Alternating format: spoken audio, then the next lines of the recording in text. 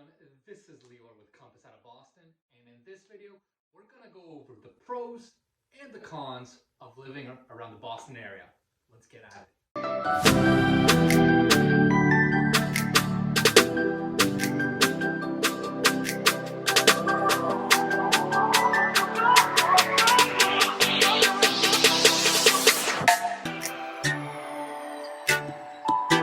What's going on, everyone? My name's Lior and I'm with Compass out of Boston, and in this video we're going to go over some of the pros and some of the cons of living around the Boston area. Before we get into it, two quick things as always. Number one, if you haven't subscribed to my channel yet, click subscribe below. I put out tons of new videos every single week about what it's like living around different neighborhoods of Boston, tips on buying, tips on selling and investing, and everything in between. So give me a subscribe, and that way you'll be notified every time I do a new video. And number two, I get so many calls from you guys every single week asking about tips on where to move, where to live, where to buy, how to sell, all that stuff. If you're even thinking about doing anything with real estate, buying, selling, investing, I love it when you guys reach out to me. So give me a call, shoot me a text, send me an email, and I will help you out. So with that, let's get into today's content. So I'm going to go over some of the pros and some of the associated cons of living in the Boston area. So number one is there are so many things to do around the Boston area. We've got sports, we've got parks, we've got beaches, we've got museums, so different types of concerts and shows. We've literally got it all, right? So if you're around Boston, I mean, if you're a big sports fan, no better city to live in. We've got the Celtics, we've got the Bruins, we've got Fenway Park, we've got Foxborough not too far away. Any sort of sport fan you are, this is the place for you. Now, in terms of other stuff, we have so many parks, so many beaches, a lot of beaches and harbors, so a lot of boating activities, right? You can go to places like Castle Island. You can go to the beaches in Boston. South Boston has a couple of really good ones. You can go to the North Shore. You can go to South Shore. I mean, there are literally so many options here for that. In terms of parks, I mean, ton of green spaces everywhere. Even downtown Boston has some designated green space, which is really, really nice during the summer, and it's slammed in the summer. We'll get to that in a second. But yeah, there's plenty of green space, plenty of park space, if that's what you're looking for. And then there's also a ton of museums, right? We've got a lot of art museums. We've got the Children's Museum. We got the Science Museum. If museums is your thing, this is the right city for you. And finally, we've also got plenty of concerts. We are a big town for, we've got a lot of venues here. So we've got a lot of artists always coming through, whether it's performers, stand-up shows, or anything in between, we've got it in Boston.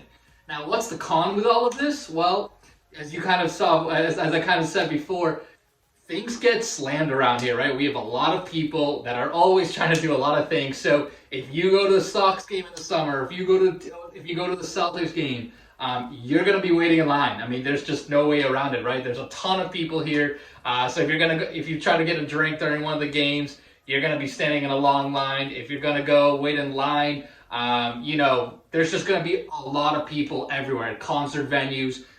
Even the parks, even the beaches, they're typically pretty slammed when it's good weather outside. So, for us, from people that are from Boston or from big cities, we're kind of used to it. But if you're moving from a smaller town or somewhere rural U.S. and you're moving to Boston for the first time, get ready for it, because there are a lot of people. And when it's nice outside, everyone is outside trying to do something. So you'll see that around. All right, let's get into number two. So the pro around transportation. The pro is we've got a really good MBTA system, right? We've got the subway that basically takes you anywhere from Boston to, say, 5-10 miles south, west, and north of the city. We've got the green line, the red line, the orange line, the blue line, the silver line. So we've got a pretty comprehensive MBTA system that can really take you to most of the places around the Boston area that you would want to or need to go to. Which is obviously fantastic. What's the con? Well, there's a couple of cons. Number one, depending on the line, some of them are known to be more delayed prone, right, than others. For example, the red line is typically known to be delayed in a lot of time, in a lot of different times, right? And especially when people rely on the MBTA to go to work. You usually want to plan for that. I know some people that budget 15, 20 minutes extra for their trips just in case there's unforeseen delays. And then the second con you need to be aware of is even though our transportation system is great, traffic is pretty bad in Boston. I mean, it really is. If you're driving basically anytime from like 7 to 10 a.m. and then 2 p.m. until like 7 p.m., get ready for a lot of traffic. It's not a huge city, but we've got a lot of people living here. So really your only window of maybe less traffic would be maybe 11 a.m. to 2 p.m. or so, and then after 7 or 8 p.m. But any other time, you typically have a lot of cars on the road. So if you need to drive around town, go from one town to the next, you gotta budget in usually at least 10-15 minutes for traffic, because it can be slow, and especially during rush hour, it can be pretty bad. So make sure you're budgeting for that. Number 3 on our list is the brewery and restaurant scene around the area, which is amazing, right? If you're big on craft beers, craft ciders, I think we've got just about 40 breweries within 10 to 15 miles of the city. There are so many different options. Some of my favorites, I love Night Shift in Everett, and Trillium in the Seaport in Camden. They're both amazing spots. I love their craft beers. I'm obviously a big IPA guy, but if that's something that you're into, we've got so many different selections. We also have the famous Sam Adams and JP. I can go on, but the scene is really awesome. And what's also really cool about it is in the summer, if you go to these breweries, you'll often have like local food vendors that sell some sort of food in the breweries. So you'll have a lot of food trucks or food vendors. One of my favorite, for example, is Papi Stuffs Papillas. One of the best food trucks I've ever had. It's like an amazing little sapapilla stuffed with chicken. It's incredible. But yeah, if you go to any of these breweries or anything like that during the warmer months, you'll typically have plenty of like local craft food option, which is amazing. And then speaking of that, the restaurant scene in Boston is obviously really, really good.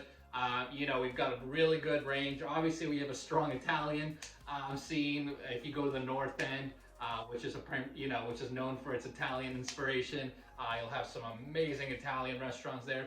We do also have a really good range of Mexican, Asian, right? Plenty of Chinese, Japanese, Thai food, lots of sushi places. A lot of French cuisine, Spanish, right? We've got a number of really good tapas places, like Barcelona Wine Bar, a very good one. So all in all, amazing restaurant scene, amazing food scene, and amazing craft beer and drink scene. So if that's something that is up your alley and your forte, you're gonna love it here. Now, what's the con with all of this? Well, these areas are typically, all of these things are concentrated within pretty close to Boston. And when so many good things are located at one end, typically cost of living tend to go up. So these areas close to Boston tend to be pretty expensive. So you just gotta make sure you gotta budget for that if you're gonna live in Boston or within a couple of miles to enjoy all of this. Boston is one of the more expensive cities.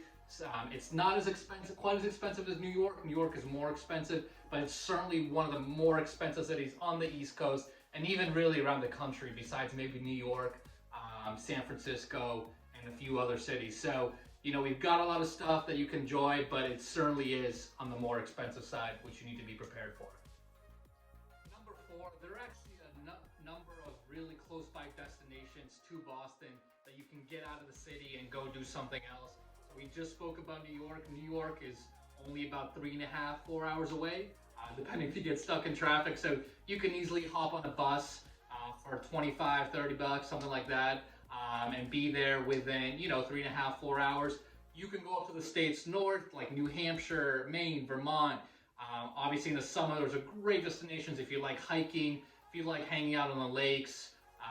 In the winter, those are great spots for skiing. And all those states actually have some really fantastic cities that are, I call them like little mini Bostons. You've got you got Portland, Maine. You've got Burlington, Vermont, that you can all get into within a couple of hours. They're fantastic, really fun cities.